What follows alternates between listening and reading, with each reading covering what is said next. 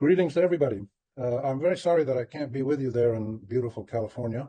I would have loved to come out and spend a couple of days with Helena doing the promotions and the meetings and the discussions and learning from you out in California about your views about all the many things that are going on in your world and ours in the Middle East. But I'm happy to share with you a few thoughts that will complement Helena's comments and discussion. A few thoughts about why we did this book and why I personally agreed to be part of it. It's a little bit of a daring venture in the environment that exists now in the United States on talking about Palestine, let alone Hamas. But I thought it was absolutely critical to do, and it's very much in keeping with my own legacy and Helena's as well, where we deal with facts in the world of journalism, reaching an audience in the West that is not usually well informed, fully informed by its own mainstream American media. And therefore, books like this are particularly valuable for giving you a better insight, more details, and more just pure facts about Hamas or whatever it may be. And we called it Understanding Hamas because that's the aim, for people to know more about the movement and to understand what it's all about, where it came from, what it's aiming for, why it does what it does, how should we deal with it, all of these things. My whole life, I was born in 1948. My whole life has been a trek in the Arab-Israeli conflict and the tensions between Middle Eastern countries and Western ones, especially the US and the UK. So I've spent my whole life dealing with this issue. And as a journalist, I've met senior Hamas people, senior Hezbollah people, other militants and activists and whatever we want to call them, as a journalist, and I've interviewed them and spent hours sitting in cafes talking about things with them. So I've got a pretty good idea about these groups and many others in society. I've done the same thing with Israelis. I've done the same thing even with occasionally a settler in Israel. I'll sit and talk to them.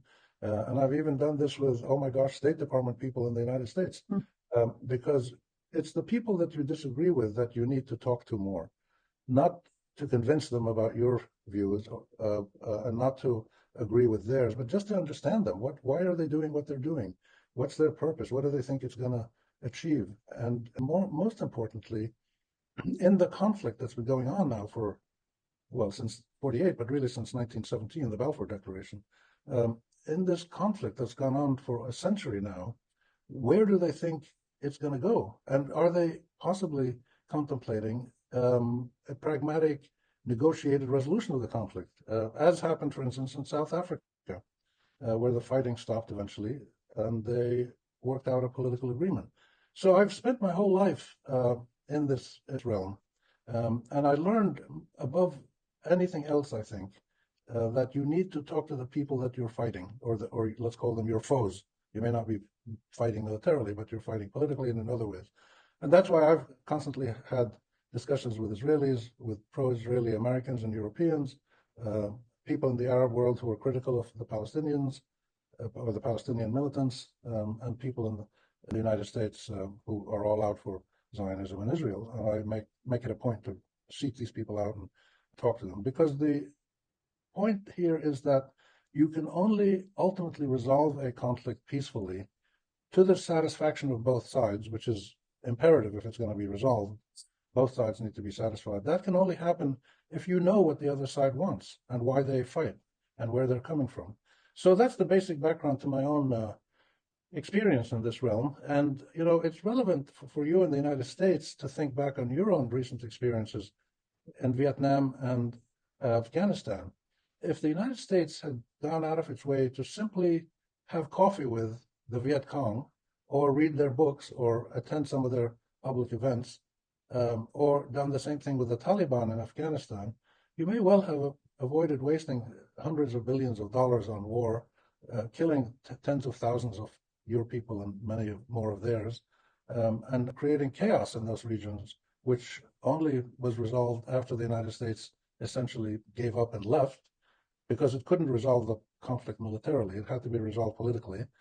And now we see different things happening in Vietnam. The U.S. is a big fan of Vietnam capitalism and trade deals and all that. In Afghanistan, this transition to a stable society is going to take a lot longer because the damage was so much worse. And it wasn't done only by the US, it was also done by the Russians partly and other people who were involved. But anyway, that's the whole point, to talk to these people that are fighting you or resisting you.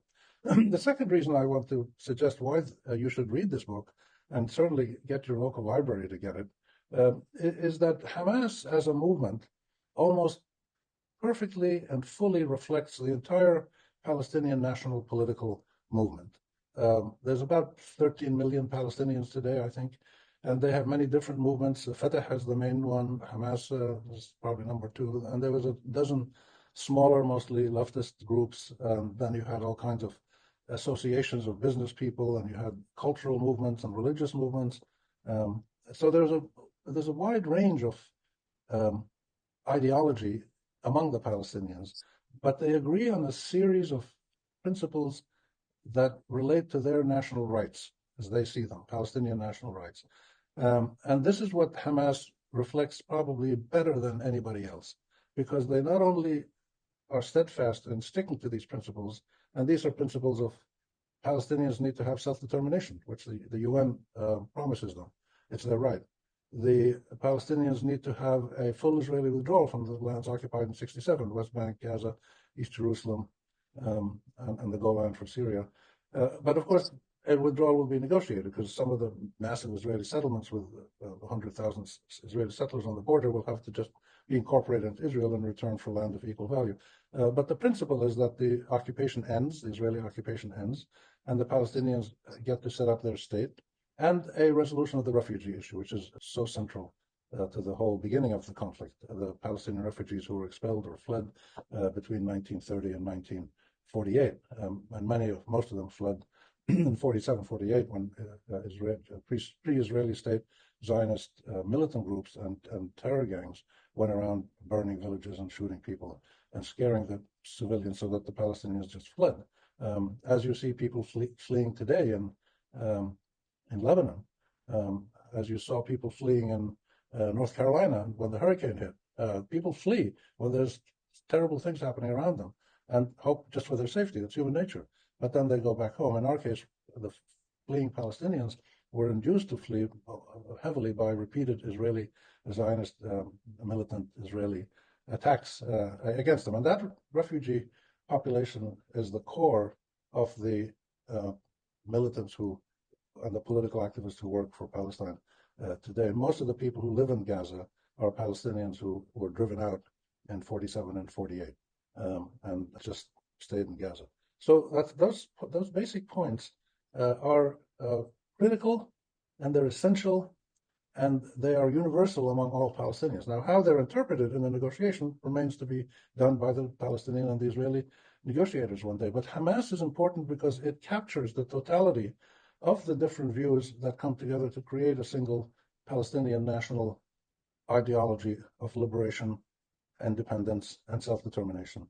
Other Palestinians reflect these points, but they give in and they compromise and they do like the Oslo Accord and other things and get nothing in return. Hamas has stuck to its position, and along with representing the totality of the Palestinian national position for decades, it's also the one group that pushes very clearly military resistance as one form of resistance, along with political, cultural, religious, educational, other forms of resistance that people adhere to in fighting for their rights. So for those two reasons, it's really important to know what Hamas is doing and why do they do what they do. Added to that, my third point is that Hamas started out as a social, religious, cultural movement that came out of the Muslim Brotherhood in the 50s or 60s, and then by the 1980s, early 1980s, mid 1980s, when Fatah was not doing very much to achieve our rights, but was making concession after concession to the Americans or to the Israelis. For instance, formally recognizing the state of Israel before the state of Israel did anything to recognize Palestinian rights. Fatah did that. Arafat did that several times and got nothing in return. And then Oslo happened and got nothing in return. Israeli settler colonial expansion and aggression became even worse, culminating in the current Israeli government and the genocide in Gaza. But Hamas wouldn't play that game. The difference between Hamas and the other groups is that they say these are our demands. They're legitimate demands. They're supported by international law and UN resolutions and conventions, and they represent all the Palestinian people, and we stick to them. We're not going to make any concessions except in a context of mutual concessions. So that's another important point to keep in mind, and this is one of the reasons why Hamas gets support. And linked to this is the reality that when you study Hamas, as the scholars in our book have done for years and years, you see very clearly two dimensions of Hamas that is not at all appreciated, never probably even mentioned in the West, and certainly not in the American media. It's the quality of pragmatism and negotiation. They've evolved over the years. Their first charter, when they were born in the late 1980s, was very hard line and said, we can't live with the Jews. They took our land, and there was even some anti-Semitic stuff in there that was inappropriate. But this was their opening bargaining point. They said to the Israelis, you threw us out by force. Well, here's our response. We're not going to recognize any of you. You have to leave. They changed that. I think in 2007, I think it was, they changed it and revised the charter and there was at least 10 different initiatives by the Hamas leadership, not by some independent journalist or some professor here or there, but by the leadership, 10 different approaches to the Israelis and to the Americans to negotiate a condition of coexistence peacefully, based on the demands that the Palestinians have, which of course the Israelis would reject all of them immediately, just as we reject all the Israeli moves. But this is the opening bid. This is your opening position, which will be negotiated. And Hamas was basically saying, we're willing to negotiate, we're willing to make compromises, or concessions, but only if they're mutual and equal in magnitude. So you want us to recognize Israel? You recognize a Palestinian state. You want us to stop fighting? You stop fighting and killing us.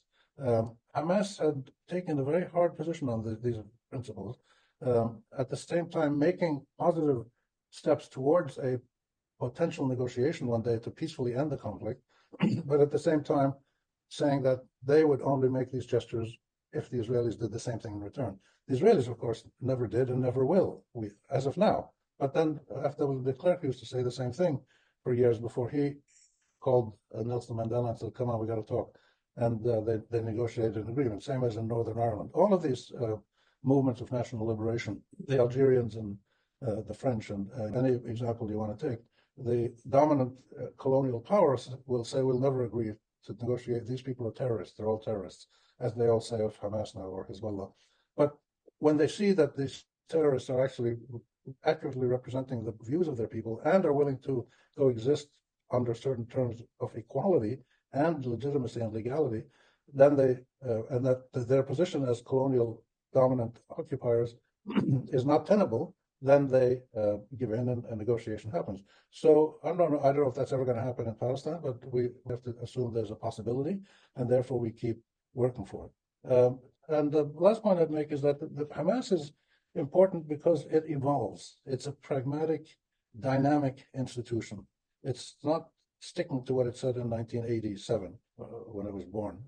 It's a movement that evolves with the times, but it doesn't evolve on the core points that I mentioned, their principles and the fact that they have to stick to them and resist. But it evolves on other issues of logistics as the process moves forward. An important point about Hamas is the way it operates, and this is where this book is so important. The scholars who studied it tell us about the inner workings of Hamas. How do they reach a decision? So, for instance, Hamas puts huge emphasis on the prisoners, the Palestinian prisoners in Israeli jails. The number has gone up, reached 12, 15,000 at one point. I think now it's around 8, 10,000. And a lot of these prisoners are held without trial, without accusation. This is what colonial occupiers do. They just grab people, say, you're a terrorist, put you in jail. The prisoners are crucial for the philosophy of Hamas, and they are part of the decision-making process.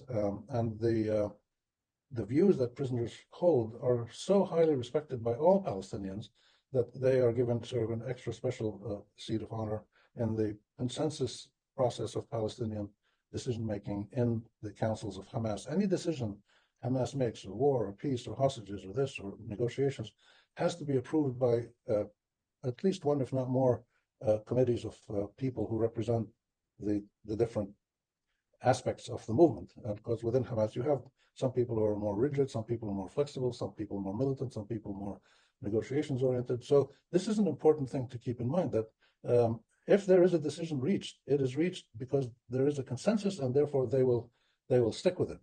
The last point I want to make is that Hamas has always worked for Palestinian unity. They've never wanted to occupy and run Palestine. They always wanted to be part of the national consensus because that's so critical for them. When they were elected, when they won the election in 2006, it was, I think, the election in Gaza, which was deemed a totally clean and legitimate election by American observers and Europeans and others. But the U.S. and Israel immediately rejected it and started to try to ruin it. But when Hamas did win and they became, Ismail Haniyeh became prime minister, the first thing he did is he went to Fatah Abu Mazen and said, look, let's have a national unity government. We don't want to run all of Palestine. We want all of Palestine to be run by a legitimate, consensus, unified government. And this is something that's really, really important. And they've done this several times to make sure that anything they do has the backing of the majority, the big majority of Palestinian people. And this is the situation that we're in now, that the Palestinian mainstream Fatah movement, the PLO is moribund, the Fatah more or less runs the Palestinian Authority. They don't do anything with their authority, and they just basically do whatever Israel allows them to do. There's no sign of any real negotiations happening. So if Hamas feels that it has to dig in even deeper and hold firm to those consensus national principles, while maintaining, even just a couple of, I think about 2 months ago, the Hamas leadership reiterated its willingness to explore a permanent ceasefire with Israel, no more fighting, and then negotiate coexistence in a Palestinian state in the West Bank, Gaza, East Jerusalem. So this is still the basic principle of Hamas. And the importance of this book is it shows you these several different dimensions of the movement, that it evolves, that it's pragmatic, that it's willing to live with an Israeli state, but only under certain conditions. It's willing to negotiate with the U.S. They wrote, Haniyeh, when he was first elected prime minister, he wrote a letter to George Bush, which of course George Bush never answered.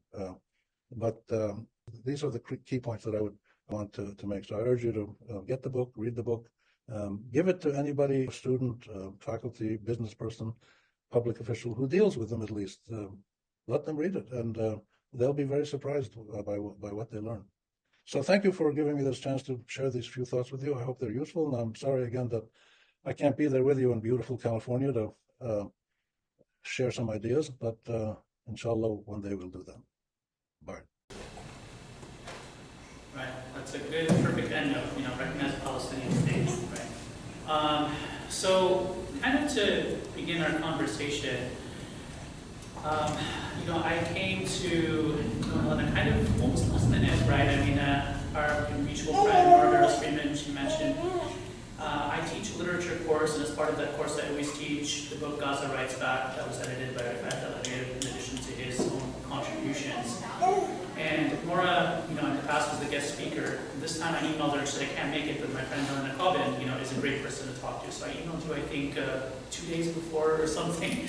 And he said, yeah, I think I could probably make it. So we zoomed you in, right, and it was a great session. But I think as different as these books are, right, I think they're broadly connected by this idea of challenging the misconceptions and the demonization that justify mass atrocities, right, that justify collective dehumanization, right?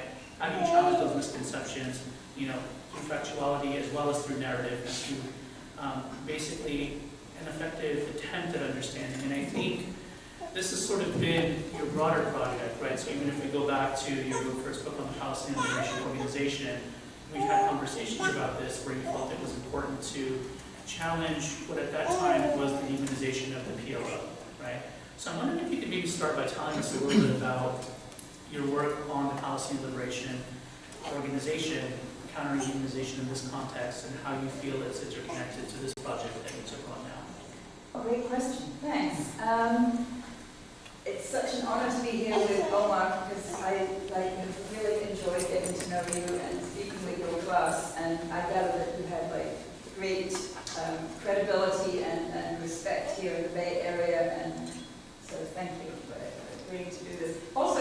last minute because we're agile, as I said.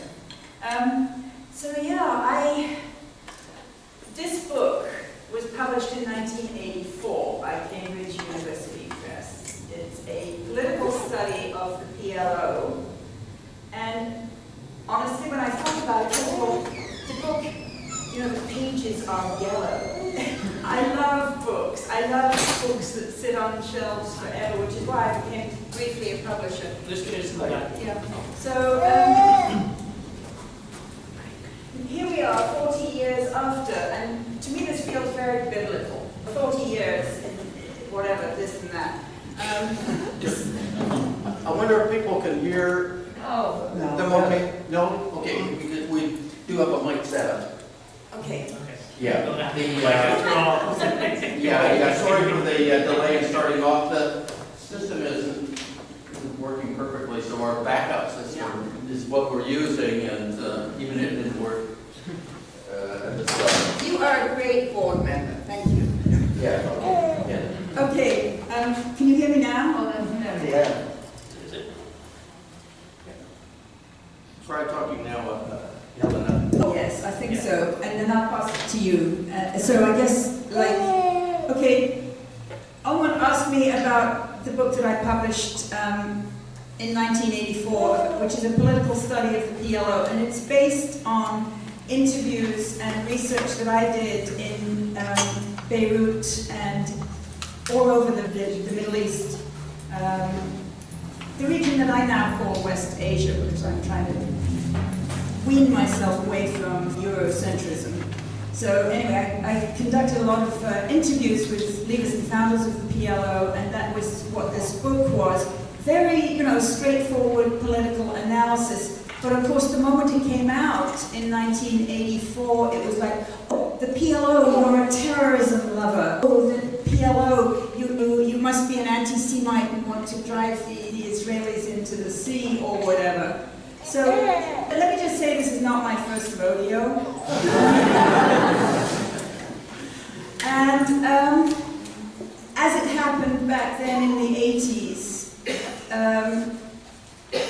the book got in academic circles wide recognition, and it's been translated into Arabic and Spanish and various other languages, and it's still available through Cambridge University Press. And on that basis, my husband and I, Bill Quant, actually made some attempts that were fairly successful to establish channels between the PLO leaders in Tunis and the State Department under George Shultz.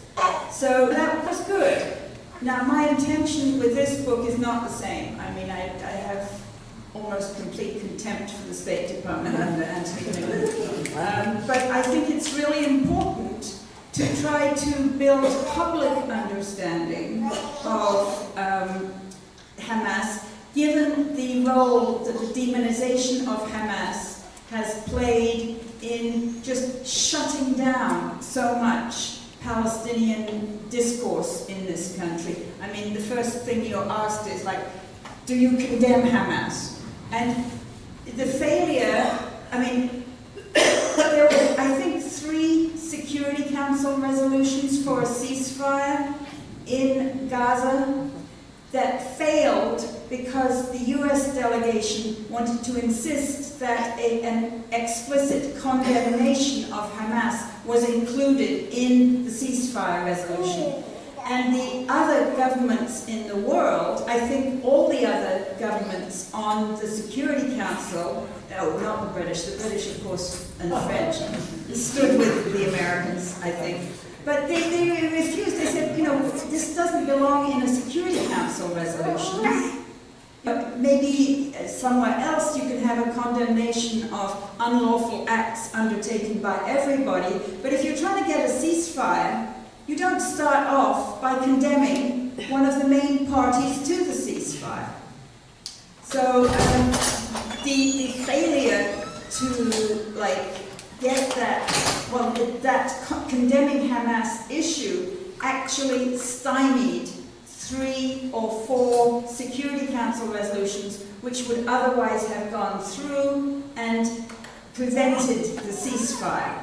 Now, I think you can also say that the Biden administration was not crazy about getting a ceasefire. They actually wanted to do just what Netanyahu told them he wanted them to do, which was to allow the genocide to continue.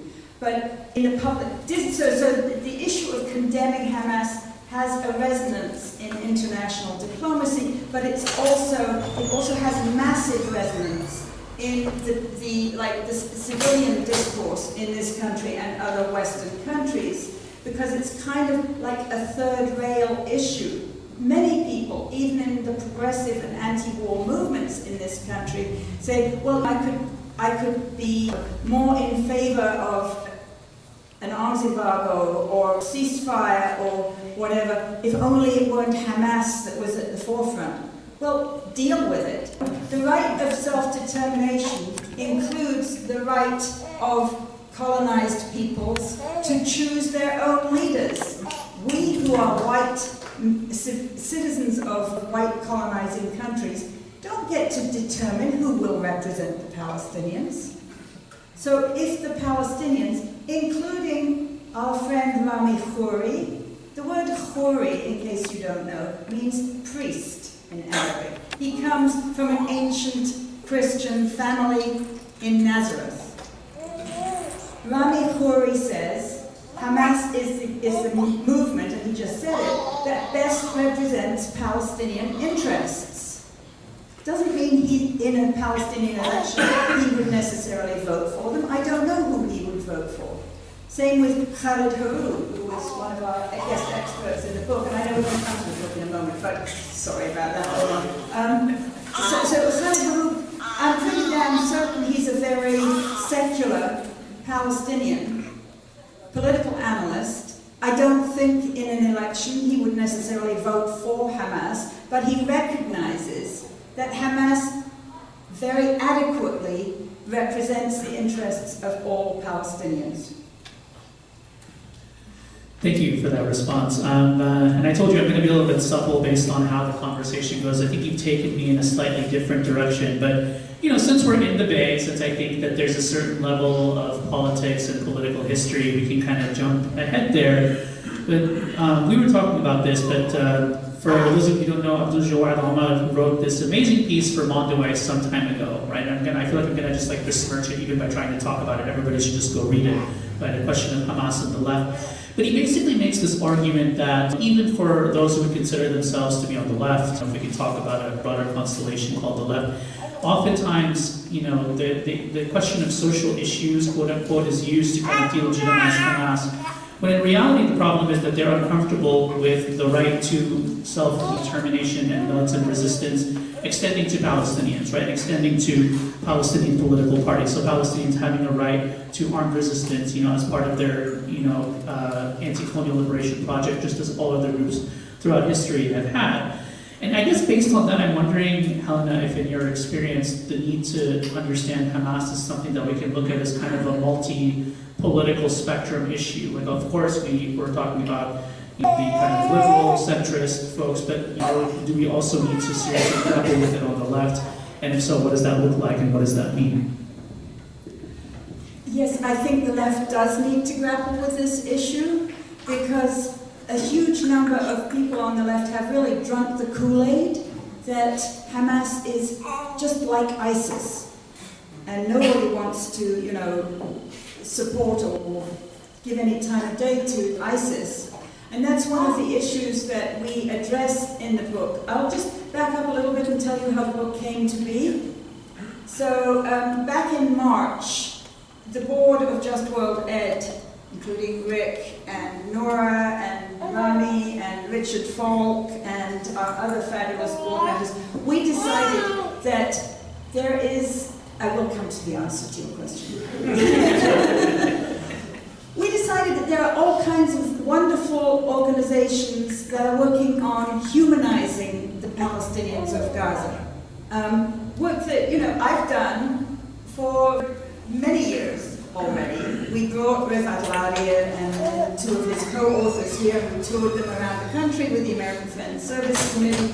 And, you know, for many Americans, this was the first time they had knowingly met a Gaza Palestinian, you know. Like, gee, they don't have two horns and a tail. Well, you know, that was, 10 years ago when there was such intense dehumanization. The dehumanization continues, by the way, along with general, Islamophobia.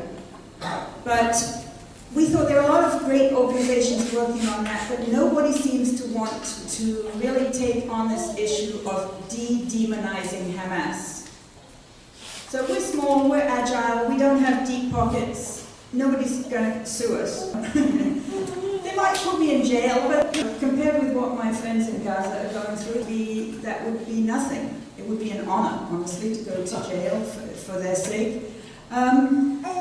So we thought we'll do a seminar, a webinar series that Rami and I would co-host with 5 experts, recognized academic experts on Hamas, and you can see their names up here. So all these experts have written books about Hamas, except for Moain Rabbani, but Moain Rabbani, just, his name is enough of a credential, and his understanding of the dynamics within the Palestinian national movement were really something valuable that he brought. So we did 5 webinars back in May, and we structured them fairly carefully, but with some flexibility. So we built a sort of a little curriculum on understanding Hamas, starting off with like little quizzes like, who knows what Hamas stands for? And I'm not going to throw the quiz at you now, because I discovered that throwing a quiz at people in a Zoom meeting is quite doable, but throwing one to a live audience just doesn't work. So anyway, you'll find that some of these quizzes at the beginning of the book, because the book is essentially the transcripts, the lightly edited transcripts of our webinar sessions, but to those 5 chapters, we added some appendices, like the original 1988 charter, the very controversial 1988 charter of Hamas, and then the revised 2017 charter, which in essence supersedes that one, and we added the document that Hamas themselves published in January about what were their goals with the Al-Aqsa flood breakout from Gaza, and a couple of other really useful documents. So we're hoping that the book will really resonate. So the second chapter of the book was the session we had with Khalid Haroub, who is a Palestinian political scientist associated with Northwestern University in Qatar. And in that one, we really took on this issue of what are the differences between Hamas and ISIS. Because very frequently, if people hear you talking about Hamas, they'll just say, well, isn't Hamas just like ISIS? And you need to be able to answer those with data and backup. So we addressed that quite a lot from my perspective as a female researcher. I have my own experience of right after the elections of 2006 that were held in the occupied Palestinian territories that were won by Hamas. Important to remember that. I went to do some interviewing in Gaza, and I managed to interview Ismail Haniyeh, Allah Yarhamu, and many of the other leaders, people that I knew had known from before, and people that I hadn't known from before. And I made a special point. I want to see the Hamas women and what they do, because women are a very important organizing constituency in Hamas. And it was a really interesting day. I interviewed 2 of the women elected parliamentarians from Hamas, including Dr. Jamila Shanti, who I really loved. Jamila Shanti, she was like my idea of an ideal working woman, kind of bustling around with her briefcase overflowing with papers and telling people what to do and calling in consultations. The Israelis killed her, I think, in February of this year, maybe January of this year. And a bunch of the younger Hamas women took me around on some of their social service calls, which was interesting, but they also took me to one of their kindergartens.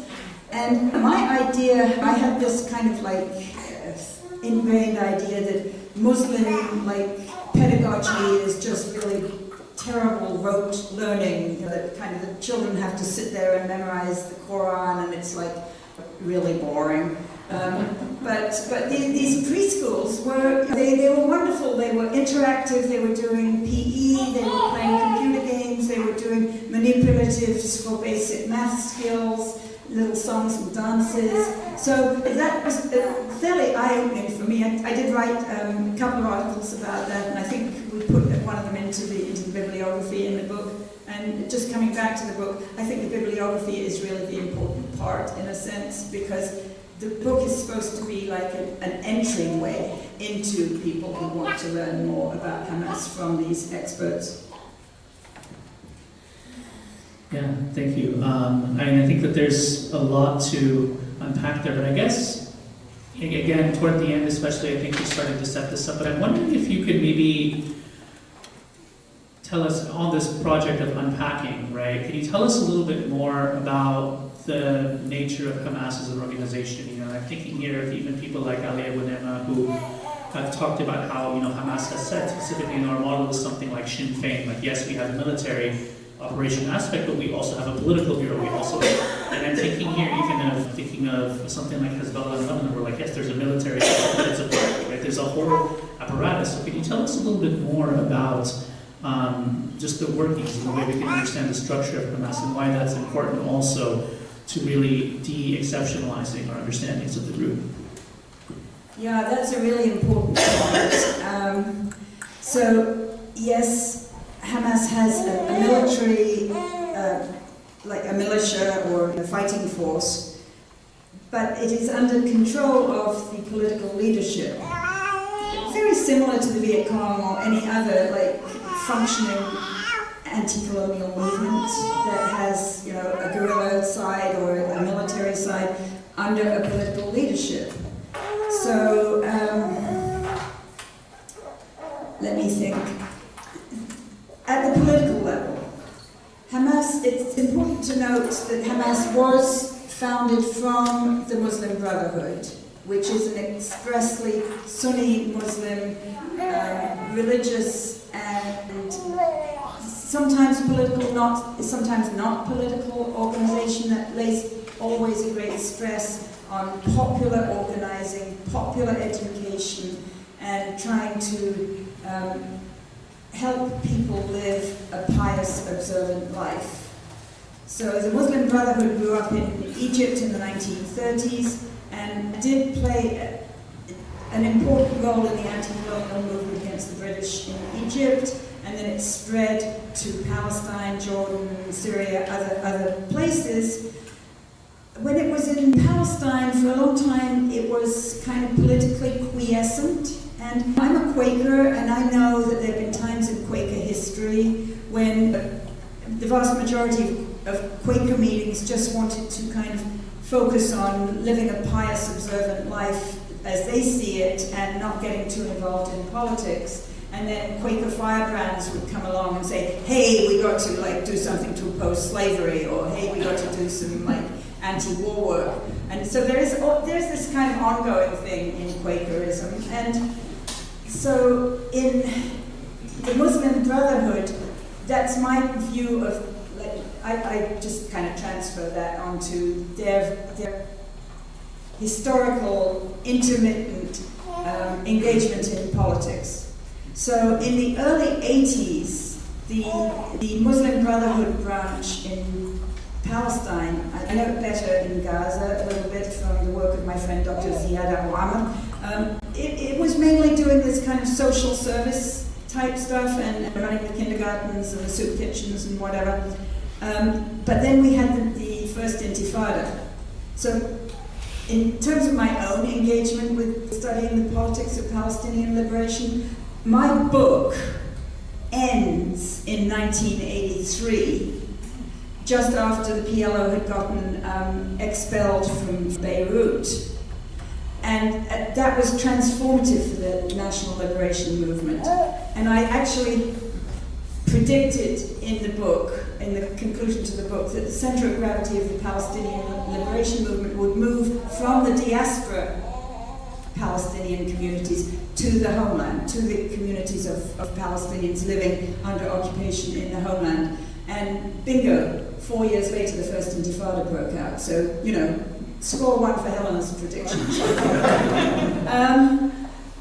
So when the first Intifada broke out, which, as you may or may not recall, it was a largely non-violent but definitely civilian mass resistance movement against the occupation, that's when the Palestinian Muslim Brotherhood said, we have to engage politically. And we will engage politically by founding this organization called Harakat al-Muqawama al-Islamiyya, the Islamic Resistance Movement. And that was it, just at the beginning of the first Intifada. Where was this going? It was going somewhere. Oh, I know, yeah. So, okay, I'll fast forward a bit. How do they make decisions, was your specific question. Yeah, okay, and so I'll just back up about the military and the political. So, from the beginning, the political has the what you might call the Politburo, but I don't call it that. The Majlis Shura, the consultative council, the ruling consultative council, which has four main constituencies.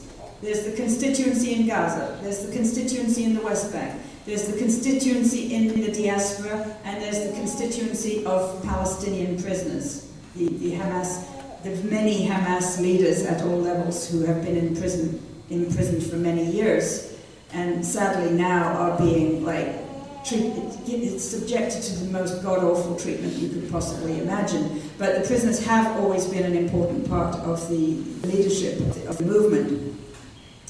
So that is the Majlis Shura, the National Consultative Council, and then you have the fighting units, the Kataib al-Qassam, Izzeddin al-Qassam brigades, which are specifically very active in Gaza, somewhat active in the West Bank, definitely active in the West Bank, active in Lebanon.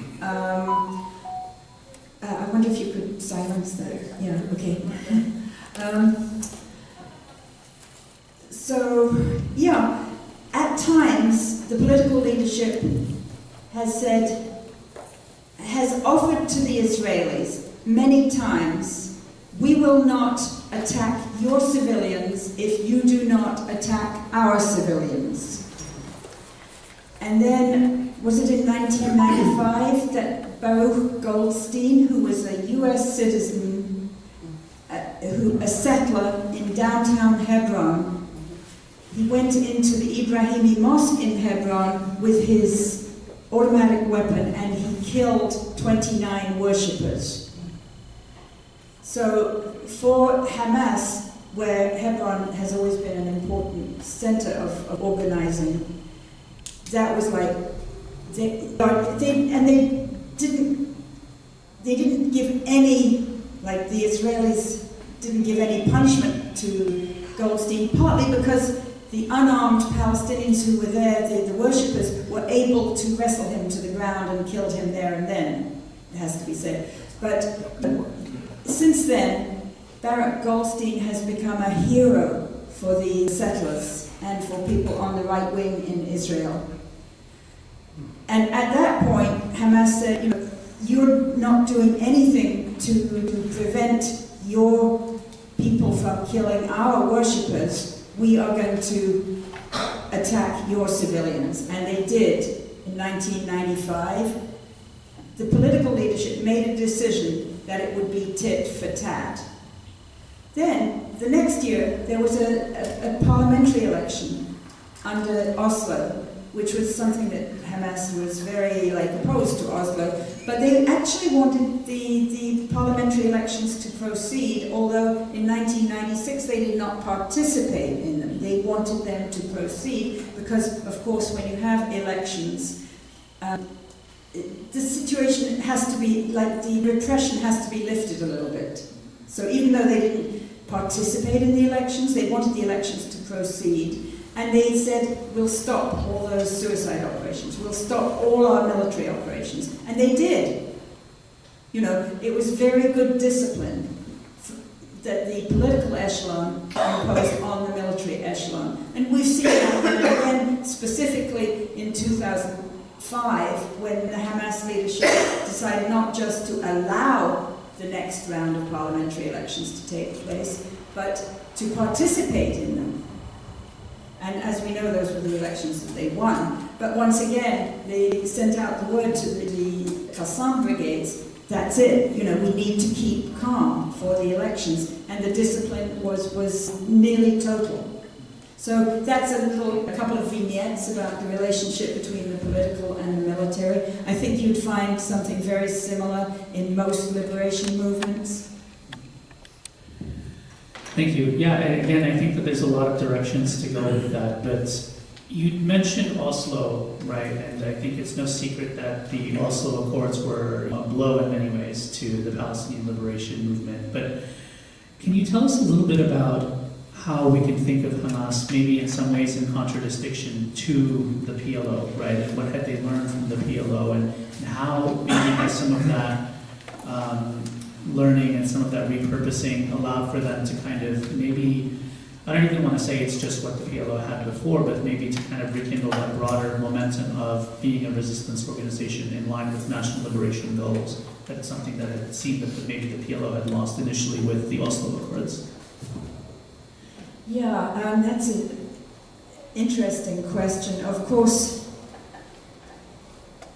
the Oslo Accords, I have to confess that I was sitting on the White House lawn when they were signed. And at the time I was perplexed, actually, because it all had happened so fast. The Norwegians unveiling the success of that long negotiation.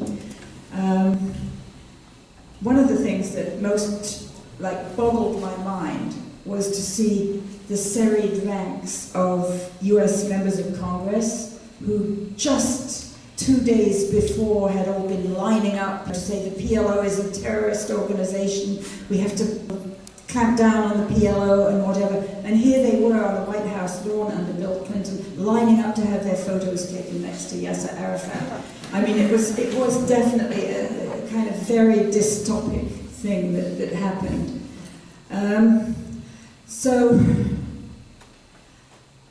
Oslo was a huge setback for the Palestinian liberation movement, and it marked the occasion on which Yasser Arafat essentially sold his soul to the State Department. He agreed to the terms of this. It wasn't a final peace agreement. It was an interim agreement that was, by virtue of its text, which promised that there should be a final status peace agreement within 5 years, which actually would come out to May 1999. And, you know, the Rabin government and the Clinton administration and the PLO all signed on to this. And May 1999 came. Rabin, of course, had been killed in the interim. And Yasser Arafat had returned in pomp and glory to Ramallah, which is kind of a minor little town in the West Bank, not to Jerusalem, because the PLO was never allowed to do anything in Jerusalem, which is the capital of Palestine. And May 1999 came and went, and the final status agreement was not agreed. And we've been in that interim ever since. So the interim agreement went into operation in May 1994, and it's now 30 years old. So in the meantime, you know, that interim agreement, which is what established the PA, also allowed the building of Israel's entire new infrastructure project in the occupied West Bank that connected the settlements. So it transformed the West Bank from an area in which there were major Palestinian cities with little settlements dotted between, to one in which there are major Israeli settlements connected by superhighways that divide the entire terrain into tiny besieged enclaves. So it actually allowed the settler colonial project to make whole new strides. So, not surprisingly, Hamas from 1993 were opposed to Oslo. And they saw, as Rami mentioned, what happens if the Palestinians give up their negotiating card without getting reciprocity from the Israeli side, especially in a situation where the power that is allegedly guaranteeing or mediating this whole diplomatic process is the US hegemon. This is not under the UN, this is under the US hegemon, which, as we know, is joined at the hip to the Israeli settler colonial project. So Hamas has always been clear that they don't want to enter any such process. And when they did enter the elections, it was very interesting how they framed that. And I urge people to read the 2017 document that they issued, which has this very nuanced set of references to the two-state outcome. They don't explicitly recognize a two-state outcome, but they say if the majority of the Palestinian people should agree to it, then we will be happy to be a part of it.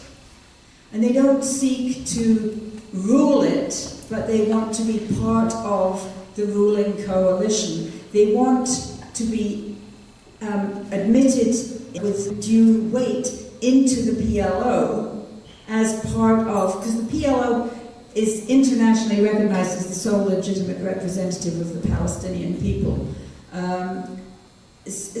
But, of course, first Yasser Arafat, and since his demise, Abu Mazen have been totally opposed to including Hamas in the PLO, and because they're all essentially just, I would say quislings, but I'm not going to say, they are worse than quislings, honestly, in terms of the function that they serve, serving the occupation and US hegemony. Thank you. There's a lot more questions I could ask you, but I think I'm going to do one more and then we can open it up for audience Q&A, because I have a feeling people have a lot of questions of their own they'd like to hear. So on this note of US hegemony, right? You mentioned earlier that the point of this book really is for the public, right? But bringing it back to kind of procedural elements for a moment, I mean, obviously Hamas is considered a terrorist organization. So when we think about, engagement, and when we think about potentially actually having authentic, good faith engagement on the international arena, do you think that a prerequisite to that is going to be rescinding that designation? And I ask in part because also obviously this makes the work of everybody more complicated, right? It makes other people have to have repercussions and things of that nature. But yeah, I'm curious to hear your thoughts on that. Do you think that this is a necessary prerequisite to actual engagement? Are there things that can be done in the meantime still to be able to engage on a global level to make sure that all parties are brought to the table and that there is actually a just solution for Palestinians? Great question. Yes, I know a lot of our friends in this country and in other Western countries have suffered a lot because of this designation, not just of Hamas, but also of many Muslim social service organizations, including the Holy Land Foundation. I was really proud to publish Miko Pillet's book about what happened to the Holy Land Foundation 5 as part of the war on terror. And many of them are still in jail. So it is hard to engage in discussions about Hamas or potentially discussions with Hamas on behalf of US civil society. I actually had a project back in 2012. I wanted to launch an interfaith dialogue between Quakers and Hamas. And I still might do that. It didn't work out in 2012, but inasmuch as Quakers engage in social justice activism, it is spirit motivated, and I think we would have a lot to talk about. I actually talked about Quakers once with one of, I think it was Osama Hamdan, who was a member of the Hamas Leadership Council, and I was trying to explain how Quakers act and whatever, and he said, so it's kind of like yoga, right? I was like, kind of. Yeah, so clearly there's a lot more to discuss there. But yes, the designation of Hamas as a foreign terrorist organization is extremely damaging in this country, and it also enables all the continued demonization of Hamas in the general culture, unless you're prepared to challenge that whole concept of designation as a terrorist. And one of the interesting, well, all of our 5 conversations with our 5 experts were interesting. One of the most interesting was with Dr. Jeroen Gunning, who is a Dutch researcher and writer who's written a book about the PLO, about Hamas, sorry. And Jeroen is also a founder of the academic discipline of critical terrorism studies, which people in this country need to understand that this academic field exists and that it has a rich fund of ways of critiquing the way that terrorism as a concept and terrorism studies as a discipline are defined and pursued in this country. So that's one thing. We need to just crack apart this idea that because the US government designates this organization as terrorist, that means that people can't even look at it or deal with it or talk about it or meet them or whatever. I mean, I do recall from when I was growing up in England in the 1950s, every single national liberation movement that was challenging the British Empire at that point was routinely designated as terrorists.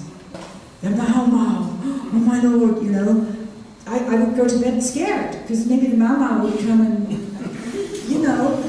And that's how they do it, and then suddenly one day the British Governor General in Kenya is hauling down the Union Jack and hauling up the flag of independent Kenya and giving a handshake or maybe even a salute to President Jomo Kenyatta, who previously had been with the Mau Mau. So that's how it is. Decolonization, deal with it. So is it worth us devoting time and energy trying to challenge this designation of Hamas as a foreign terrorist organization? I'm not sure, honestly. I mean, I think it would be good to talk with lawmakers about how outrageous that designation is, and give lawmakers a copy of the book, for example. But I think also we need to recognize that the era of US hegemony is crumbling before our eyes. So if we can just build enough great relationships with other actors in the world system, the BRICS and the other actors in the world system. So, you might think, well, Hamas, it's a scary Muslim organization. Of course, they're not going to be talking to progressives or communists like the Chinese or whatever. Of course, they're talking to them. I mean, they're talking to everybody in the world where they are allowed to have a presence. And that just, I want to back up to the anti-apartheid struggle in South Africa. The ANC had offices in Washington, in London. The ANC could speak for itself. And Maggie Thatcher can denounce them as terrorists all she wants, but at least they are there and able to speak for themselves. The trouble with this designation of Hamas as a foreign terrorist organization, blah, blah, blah, is that we can't have a Hamas representative either in Washington, D.C. or in New York at the United Nations capable of speaking for him or herself.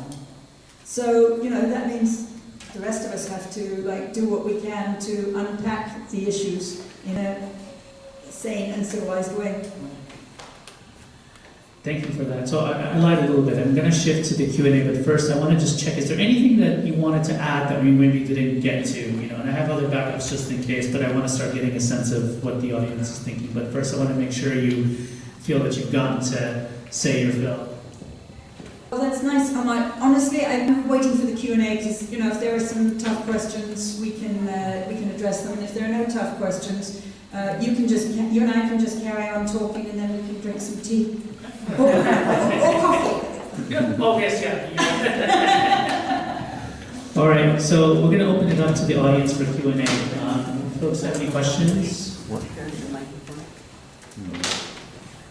No, you're on the I think we need a mic runner if somebody. Oh, thank you. Yeah, I'm wondering with, there hasn't been any election since, 2006 in either the West Bank or in Gaza.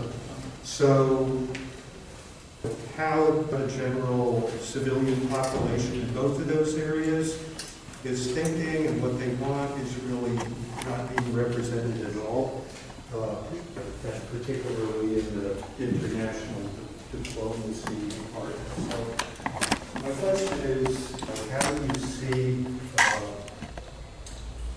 those different parts of the political world, Palestinian political world, getting any kind of voice in how things are to move forward? It seems like the only people who get a voice are the PA, which has very little credibility in the West Bank, and Gaza, which doesn't need to stand for election or let anybody else in Gaza have a say.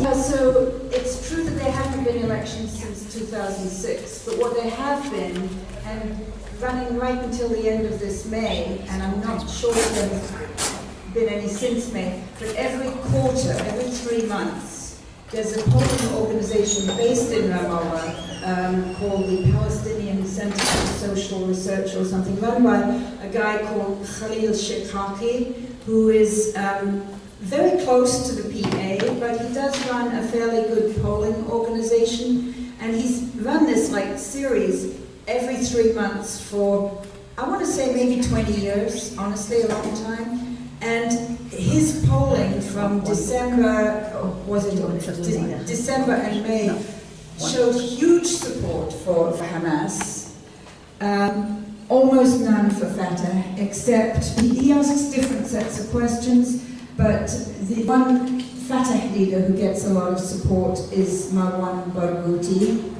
And then when people ask who would you like to have as president, it's nearly always Marwan Barghouti, who is the head of the Fatah prisoners.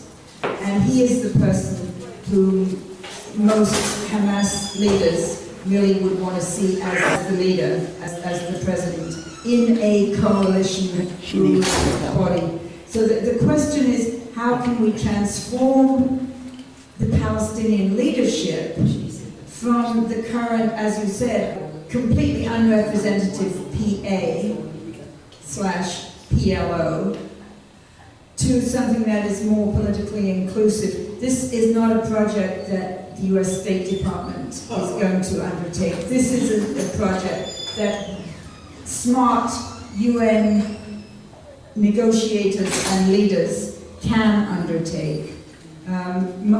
Moin Rabbani has been involved in a lot of these discussions and has a lot of connections at the UN, but it's not something, I mean, our government has, well, I'm not going to talk about it. Okay, who else has a question? And let's try to keep that a little bit shorter so we can get as many people as possible. I'm sorry, I'm going to take up your time. My name is Orlando Casaco, Mexican-American Islam from Mexico, the Southwest. So I empathize with the Palestinian people. Now, my question I'm going to ask it afterwards. From my understanding of reading the internet news, there's been two major things throughout these last months. One, that Hamas, when they were asking for a ceasefire, Hamas was willing to recognize Israel. And this was in May of this year. They said all they wanted was the 1967 borders to be taken away, that go back to the 1948 borders, and they will recognize Israel. And the United States said no. The other United States have also read how come Hamas did what they did, and it's because since 2000, Israel has killed thousands of Palestinians because of the settlements, Jewish settlements in Palestine, and also because of the Judaization of Jerusalem and the West Bank. So they have a reason for doing what they did. Now, what I want to ask is, how do you think we can address these issues, these facts, the fact that Hamas is not there, they're willing to accept Israel?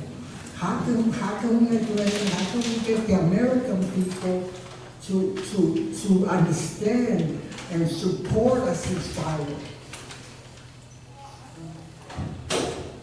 Thank you. That sounds like something directly relevant to the book, right?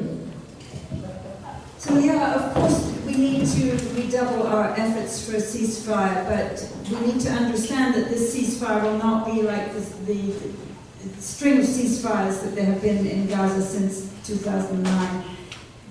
With this ceasefire, there is no return to the status quo ante, because there is no status quo ante. Back in when there was the aggression of 2008, 2009, it was horrible, but you could rebuild like 7 hospitals and 2 schools or whatever. This time there is nothing to rebuild. And you have a sea of rubble that is mixed in with shreds of human remains. That you don't have functioning water systems, electric systems, roads. The whole thing has been bulldozed and dynamited intentionally by the Israelis to make it unlivable. So if there is going to be a ceasefire, 2 things. You need a massive rebuilding operation. And the second is that rebuilding operation cannot be undertaken under the conditions of continued Israeli occupation. Because every single time previously when there has been rebuilding, you know, the Europeans, the Japanese, and the Americans all pony up money to go and let's rebuild whatever was the Israelis bombed last week. And everything that goes in for the rebuilding, it has to be sent in through Israel, because Gaza is not just a captive population, but also a captive economy for Israel. So as all of that goes, construction materials, the pipes, whatever you need to rebuild a water system, hospitals, schools, everything, goes in through Israel. Israeli contractors make a nice profit off it. It's all completely under the control of Kogat, the Israeli military, at the borders. So if you have a ceasefire, it's only going to be meaningful or effective if you also end the occupation of Gaza. And preferably also in the context of simultaneously ending the occupation of the West Bank and East Jerusalem, as the General Assembly has called for very recently. But job 1, in my view, is to end the occupation of Gaza by having international flotillas come in, establish their ports, not the stupid American pier that, you know, was not the Americans dropping aid from parachutes. I mean, you know, that was performance primitive humanitarianism of the most gross and cruel kind. No, you need to have a UN flotilla comes in and really helps to institute a Marshall Plan type rebuilding of the whole of Gaza that will be led by the Palestinian leadership that will return to Gaza on those UN boats. That's the only way I see it. Because, you know, if you just have a ceasefire and return to what happened, to the situation on October 6th, there is no return to October 6th. Hello. I spoke with you when you were on KPFA about blowback. I don't know if you remember that. And I saw you in Marin County, and I decided to come over and see you again today. I just want to say before my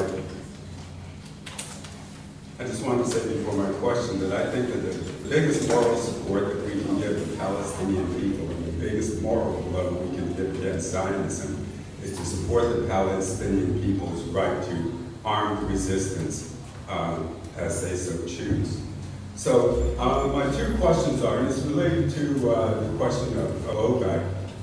You've had a lot of experience in the area, and with regard to that, I'm wondering, what do you think about this idea that not only Israel, which doesn't have any moral capital, but the United States, with whatever moral capital it does not deserve, is willing to completely expend its moral capital on this issue, utterly and completely. You know, look just as hypocritical as it wants to, and does not care.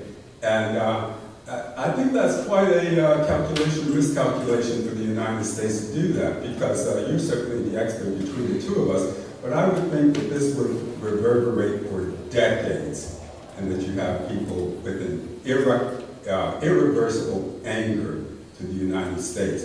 So I'm wondering what you might say about that, as I said, related to my question to you on the radio. This reverberation, this blowback could take, as I said on the radio, tomorrow, 10 days, 10 weeks, 10 months, or 10 years. And then, as a matter of fact, the next day, Iran attacked Israel.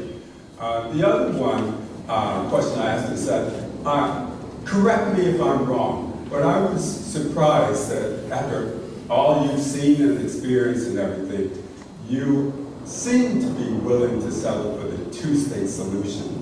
And for me, the two-state solution is just a slogan that parties on all sides use for their self-interest. It's certainly not justice. It's an apartheid solution.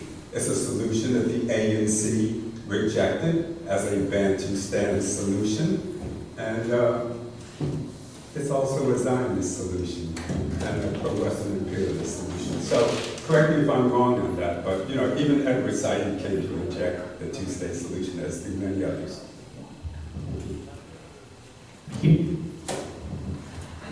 So, the first one about blowback.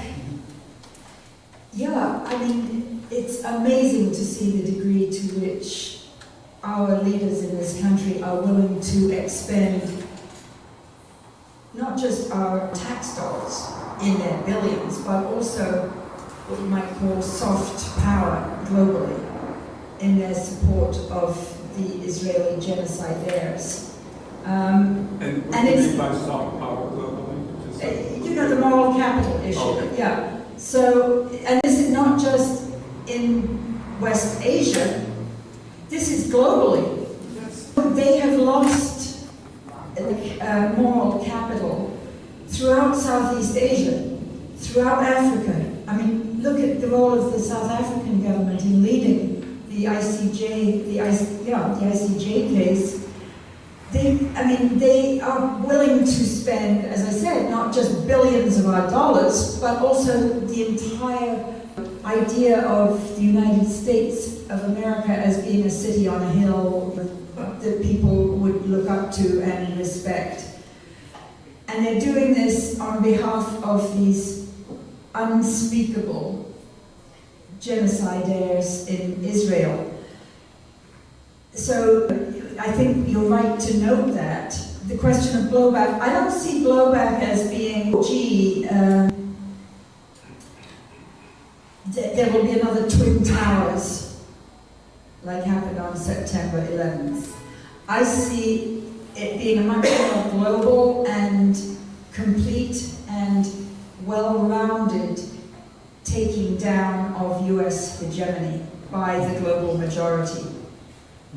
It was starting a little bit before October 7th, 2023, but it's accelerated. The taking down of US hegemony it's crumbling at the foundations. And what is crumbling is not just US hegemony, but also the whole idea of an international rule of law, of using the United Nations as a way of avoiding war in the future, has really taken a big dent. So, yeah, there is blowback, but it won't be September 11th, 2001. It'll be something, it is already happening, and I think we should celebrate that.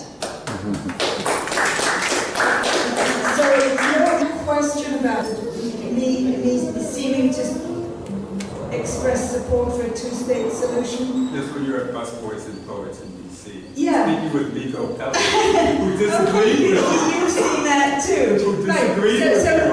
my comeback to Miko Pellet when we had this discussion is that I am not Palestinian, he is not Palestinian, we don't get a vote. Finish. It's for the Palestinians, whether they are in diaspora or in the homeland, to determine whether they are ready to accept a two-state solution maybe as an interim or not.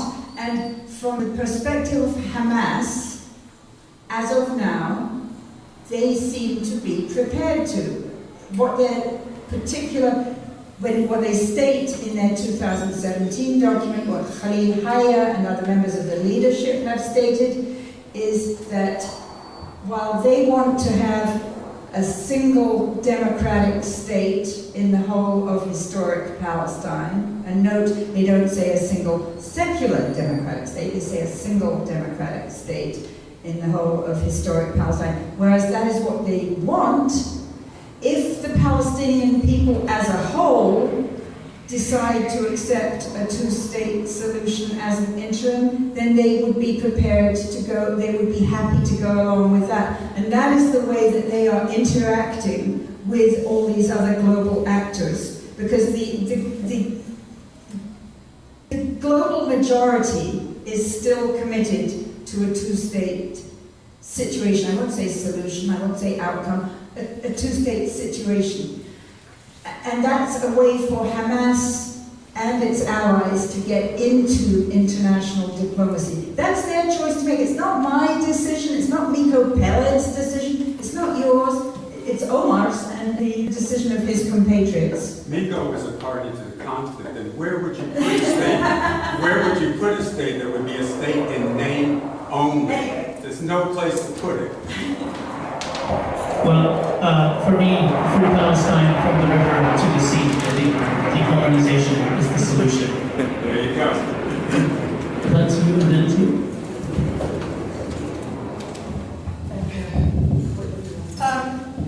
I have a question about the West Bank, and Wait a moment. Sorry, the technical issue.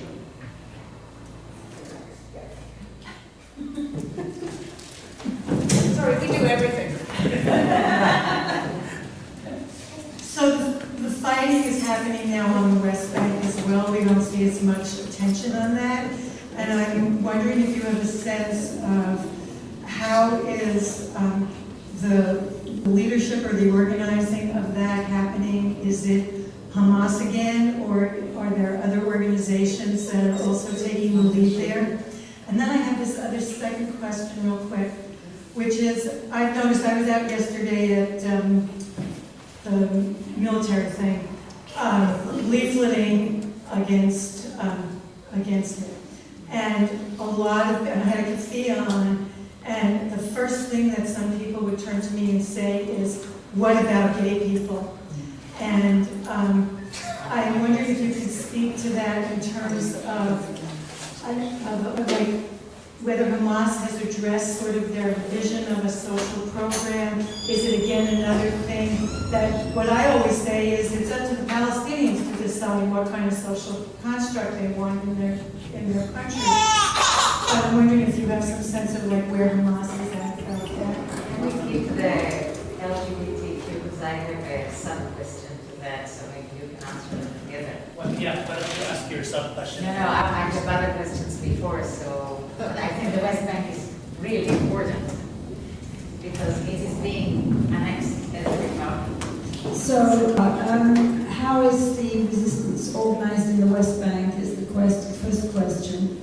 And I honestly don't know much about that except what I learned from John Elmer on Electronic Intifada, because John Elmer is my military resistance guru of choice.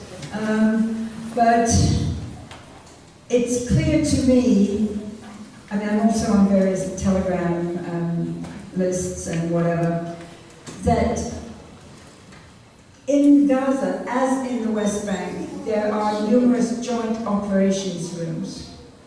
And so in Gaza, although we hear mostly about the Hamas operations, there are also operations by the Jihad al-Islami, Islamic Jihad, operations by the Abu Ali Mustafa, there they go, by the Abu Ali Mustafa Brigades, which is the PFLP, and some by the Al-Aqsa Brigades, and there are other, Al-Aqsa Brigades is Fatah grassroots militant networks. Fatah is this crazy thing, it's very ill-disciplined, which is why they lost the election in good part. But in the West Bank, I think there are also joint operations rooms. My understanding in Ghazi is that the joint operations room is fairly well dominated by Hamas and the Jihad al-Islami and the Abu Ali Mustafa brigades. In the West Bank, I really don't know, but you hear and you read a lot of reports of all of these factions, and also the Democratic Front in the West Bank. So who knows? I'm afraid I really don't, but obviously what we've seen in terms of the Israelis is that they feel that they have Gaza completely under control for what they want, which is just to continue the genocide, and that over the coming 5 months of winter, I believe it is quite likely that half of the remaining population of Gaza will die from, not mainly from aerial attacks and bombardments, but from starvation, from disease, and from the cold of winter.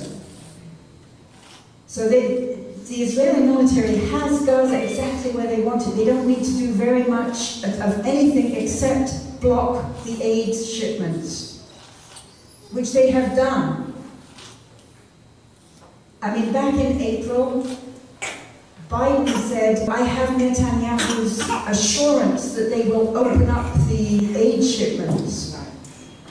In September, the number of aid trucks passing into Gaza per day were 1/3 of the number in April. So, that is just going ahead fine for the genocidaires.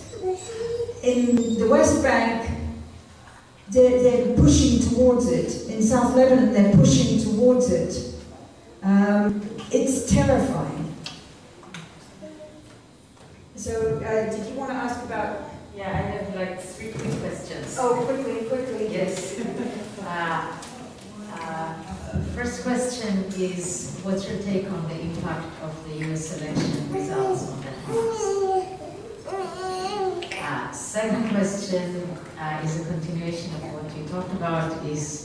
I'd like to know what's the dialogue between DFLP, PFLP, and Hamas? Because at the beginning of the war, people like Musa Budayri, for example, were quite silent. And now, at least from my understanding, they make a big divide between solidarity with Palestinians fighting the genocide and their critiques of Hamas?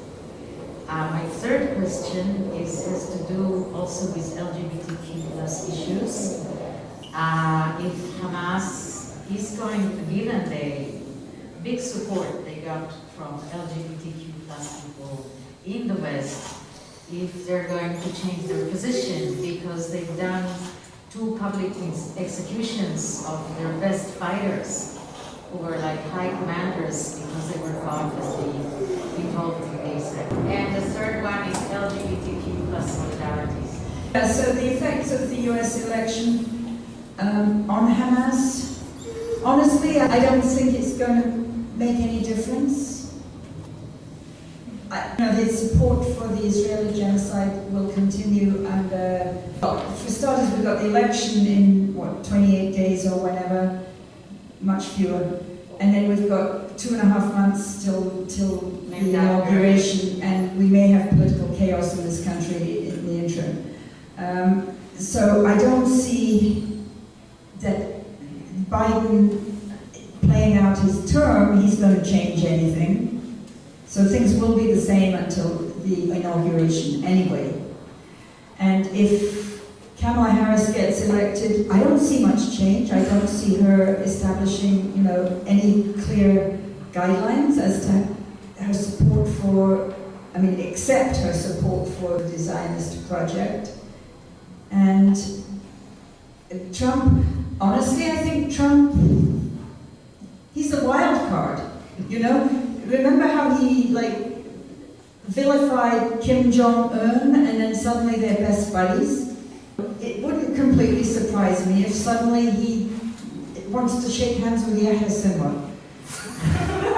But it also wouldn't surprise me, if he went to Israel and sat on top of a tank as it bombs Gaza. He's completely, who knows? He moved the embassy, right? That tells you where he's at. Yeah, of course we know. And he supported the annexation of Jerusalem and the Golan Heights. Islamic law is working with developers on Gaza. But okay, so I think honestly the U.S. election is a very subsidiary question to what I'm looking at.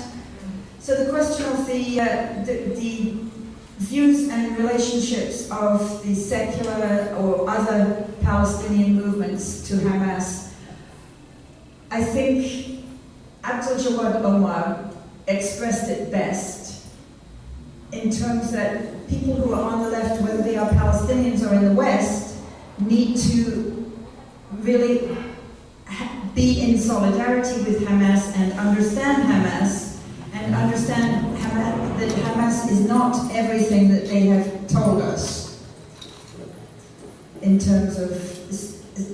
So, is there political coordination and military coordination in the West Bank? Yeah, of course there is right now. Everybody who is against the Fatah leadership, which includes a lot of the Fatah grassroots, will be in coalition, in joint operations rooms with Hamas. So, that's the situation right now. And we've seen that also in Lebanon, amongst the Palestinians in Lebanon. So on LGBTQ issues, we did ask, in the book, we asked Dr. Azam Tamimi, who is close to the Hamas leadership, about this matter of LGBTQ tolerance, and his answer was that we don't have that problem in Palestine. So, of course, we know, and he knows that we know that that's not the case. But honestly, when people are undergoing a genocide, I don't think is the time to ask them about these issues. I have gay Palestinian friends, and some of them say, this is not the time for us to ask about this issue. So, who knows? I just, that's all I can say.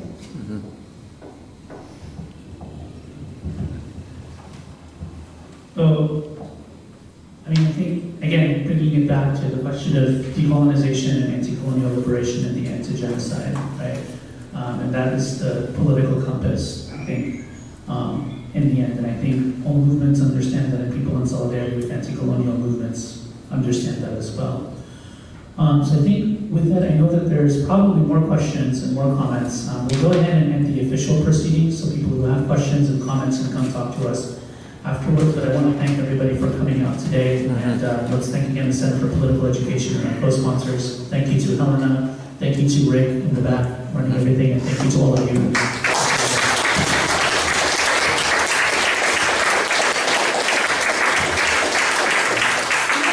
Thank you all for coming out, and huge thanks to Omar. Please buy the book, it's $20. We can do cash, check, or credit card. Please buy as many copies as you can and give them to your friends and your legislators. Make sure your local bookstore stocks it, because there has been one bookstore in LA where it was banned in response to a local protest by the Zionists. So we want to see it in bookstores and libraries and school libraries, and you can also take this little information leaflet about just world education. Thanks.